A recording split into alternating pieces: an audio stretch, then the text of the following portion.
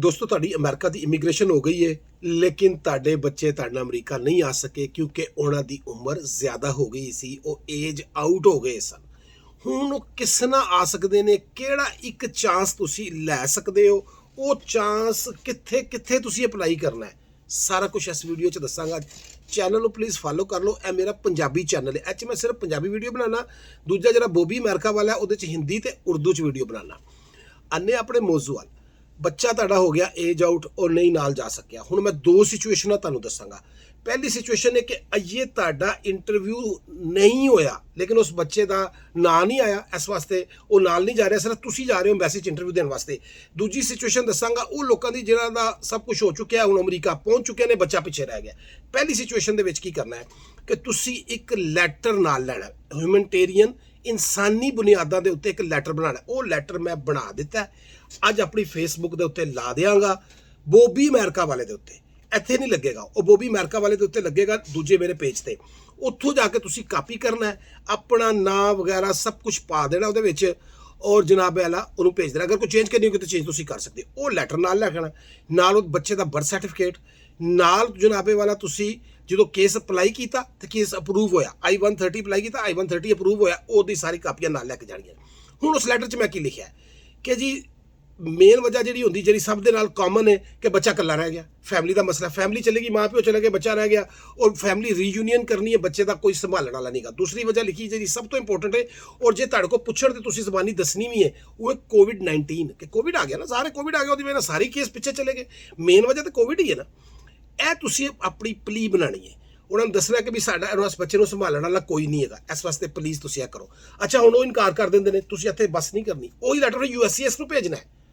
ਉਹ ਜ਼ਾਹਿਰ ਤੁਸੀਂ ਟਰਾਈ ਕਰਨਾ, ਤੁਹਾਡੇ ਕੋਲ ਕੋਈ ਆਪਸ਼ਨ ਹੀ ਨਹੀਂ, ਇੱਕੋ ਹੀ ਆਪਸ਼ਨ ਇਨਸਾਨੀ ਹਮਦਰਦੀ ਦੇ ਉੱਤੇ ਤੁਹਾਨੂੰ ਕੋਈ ਚਾਂਸ ਮਿਲ ਜਾਏ। ਹੁਣ ਆ ਗਏ ਉਹ ਲੋਕ ਜਿਹੜੇ ਅਮਰੀਕਾ ਪਹੁੰਚ ਚੁੱਕੇ ਨੇ ਔਰ ਉਹਨਾਂ ਦਾ ਇੰਟਰਵਿਊ ਸਭ ਕੁਝ ਹੋ ਗਿਆ। ਉਹਨਾਂ ਨੇ ਹੁਣ ਜ਼ਾਹਿਰ ਐਮਬੈਸੀ ਦਾ ਚਾਂਸ ਨਹੀਂਗਾ, ਸਿੱਧਾ USCIS ਨੂੰ ਇਹੋ ਹੀ ਲੈਟਰ, ਇਹੋ ਹੀ ਡਾਕੂਮੈਂਟਸ ਲਾ ਕੇ ਭੇਜਣੇ ਨੇ। ਨਾਲ ਉਹਨਾਂ ਨੇ ਆਪਣੀ ਸਟੇਟ ਜਿਹਦੇ 'ਚੋਂ ਮੂਵ ਹੋਏ ਨੇ, ਉੱਥੇ ਜਿਹੜਾ ਸੈਨੇਟਰ ਹੈ ਅਮਰੀਕਾ ਦਾ, ਅਮਰੀਕਾ ਦੇ 2 ਸੈਨੇਟਰ ਹੁੰਦੇ ਨੇ ਹਰ ਸਟੇਟ 'ਚੋਂ, ਸਟੇਟ ਸੈਨੇਟਰ ਦੀ ਗੱਲ ਨਹੀਂ ਹੋ ਰਹੀ, ਇਹ ਅਮਰੀਕਾ ਦੇ ਸੈਨੇਟਰ ਦੀ ਗੱਲ ਹੋ ਰਹੀ ਹੈ। ਉਹਨੂੰ ਲੈਟਰ ਲਿਖਣਾ, ਉਹਨੂੰ ਹੈਲਪ ਵਾਸਤੇ ਜਿਹੜਾ ਤੁਹਾਨੂੰ ਆਪਸ਼ਨ ਦਿੰਦੇ ਨੇ ਕਿ ਤੁਹਾਨੂੰ ਹੈਲਪ ਚਾਹੀਦੀ ਸਾਨੂੰ ਦੱਸੋ। ਆਨਲਾਈਨ ਜਾ ਕੇ ਉਹ ਜਿਹੜਾ ਲੈਟਰ ਮੈਂ ਲਿਖਿਆ ਉਹੀ ਕਾਪੀ ਕਰਕੇ ਉਹਦੇ 'ਚ ਆਪਣਾ ਨਾਂ, ਪਤਾ ਜਾਂ ਆਪਣੀ ਸਿਚੁਏਸ਼ਨ ਅਗਰ ਚੇਂਜ ਕਰਨੀ ਹੈ ਉਹ ਕਰਕੇ ਤੇ ਉਹਨੂੰ ਤੁਸੀਂ ਭੇਜਣਾ। ਤੁਸੀਂ 2 ਜਗ੍ਹਾ ਤੇ ਭੇਜਣਾ, USCIS ਔਰ ਸੈਨੇਟਰ ਨੂੰ। ਦੇਖੋ, ਇੱਕ ਹੈ ਵੈਲਿਡ ਚਾਂਸ ਹੈ, ਇਹ ਕੋਈ ਕਾਨੂੰਨ ਨਹੀਂ ਹੈਗਾ, ਇਹ ਕੋਈ ਜੁਰਮ ਵੀ ਨਹੀਂ ਹੈਗਾ, ਇਹਦੇ ਨਾਲ ਨਾ ਤੁਹਾਡੀ ਕੋਈ ਇਮੀਗ੍ਰੇਸ਼ਨ ਖਰਾਬ ਹੋਣੀ ਹੈ, ਨਾ ਤੁਹਾਡਾ ਕੋਈ ਹੋਰ ਪ੍ਰੋਬਲਮ ਹੋਣਾ ਹੈ। ਸਿਰਫ ਕੀ ਹੈ ਕਿ ਤੁਹਾਡਾ ਚਾਂਸ ਹੈ, ਇਸ ਚਾਂਸ ਦੇ ਉੱਤੇ ਵੀਜ਼ੇ ਲੱਗਦੇ ਨੇ, ਉਹ ਦੇਖਦੇ ਨੇ ਸਿਚੁਏਸ਼ਨ। ਹੁਣ ਇਹ ਮੈਂ ਤਾਂ ਇੱਕ ਜਰਨਲ ਸਿਚੁਏਸ਼ਨ ਬਣਾਈ, ਇਹ ਹੋ ਸਕਦਾ ਤੁਹਾਡੀ ਸਿਚੁਏਸ਼ਨ ਇਸ ਤੋਂ ਵੀ ਵਰਸਟ ਹੋਵੇ, ਤੁਹਾਡੇ ਬੱਚੇ ਦਾ ਵਾਕਈ ਰਹਿਣਾ ਨਾਮੁਮਕਿਨ ਹੋਵੇ ਉੱਥੇ। ਵੈਸੇ ਤਾਂ ਹਰ ਬੱਚੇ ਦਾ ਵਾਕਈ ਰਹਿਣਾ ਨਾਮੁਮਕਿਨ ਹੁੰਦਾ, ਜਦੋਂ ਮਾਂ ਪਿਓ ਉੱਥੇ ਆ ਜਾਂਦੇ ਬੱਚਾ ਉੱਥੇ ਰਹਿ ਜਾਏ ਤਾਂ ਨਾਮੁਮਕਿਨ ਹੀ ਹੈ ਨਾ।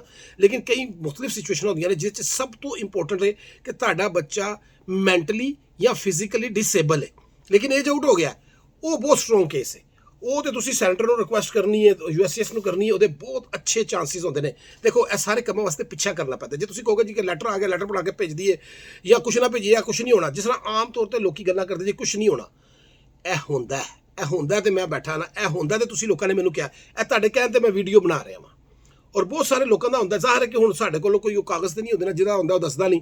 ਅਗਰ ਤੁਹਾਡੇ ਚੋਂ ਕਿਸੇ ਦਾ ਹੋ ਚੁੱਕਿਆ ਜਾਂ ਹੋਏਗਾ ਫਿਊਚਰ ਦੇ ਵਿੱਚ ਤਾਂ ਪਲੀਜ਼ ਜ਼ਰਾ ਕਮੈਂਟ ਕਰਕੇ ਦੱਸ ਦੇਣਾ, ਕੋਈ ਮਸਲਾ ਤਾਂ ਕਿ ਦੂਜੇ ਲੋਕਾਂ ਦਾ ਵੀ ਫਾਇਦਾ ਹੋ ਜਾਏ। ਇੱਕੋ ਹੀ ਤੁਹਾਡੇ ਕੋਲ ਚਾਂਸ ਹੈ, ਇਹ ਤੁਸੀਂ ਚਾਂਸ ਲਵੋ। ਅਗਰ ਨਹੀਂ ਲੱਗਦਾ ਤਾਂ ਫਿਰ ਹੋਰ ਬੜੇ ਤਰੀਕੇ ਨੇ, ਉਹ ਫਿਰ ਤੁਹਾਨੂੰ ਦੂਜੇ ਵੀਡੀਓ 'ਚ ਵੀ ਡਿਸਕਸ ਕਰਾਂਗੇ। ਚੈਨਲ ਨੂੰ ਪਲੀਜ਼ ਫਾਲੋ ਕਰ ਲੈਣਾ, ਇਹ ਸਿਰਫ ਪੰਜਾਬੀ ਚੈਨਲ ਹੈ। Thank you so much.